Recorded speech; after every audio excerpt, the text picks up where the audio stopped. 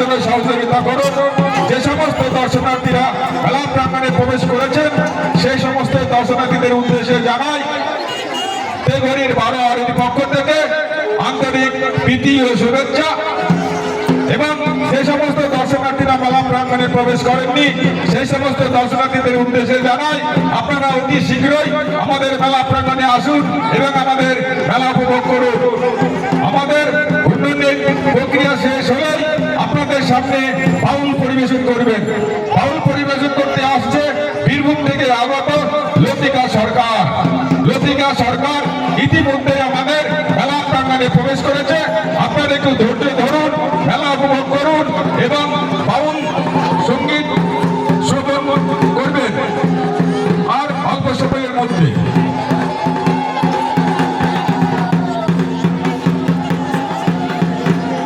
বন্ধুগণ, প্রতি বছরের ন্যায় এবছরও তেঘরির 12 আরতির পক্ষ থেকে 2 রাত্রি ব্যাপী যে চড়ক মেলার আয়োজন করা হয়েছিল আজ তা শুভ উদ্বোধন রজনী।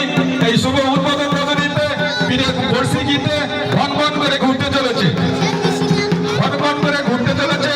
আপনারা দর্শন করুন এবং অপরকে দর্শন করবার জন্য সহযোগিতা করুন এবং মেলা পরিচালনা করবার জন্য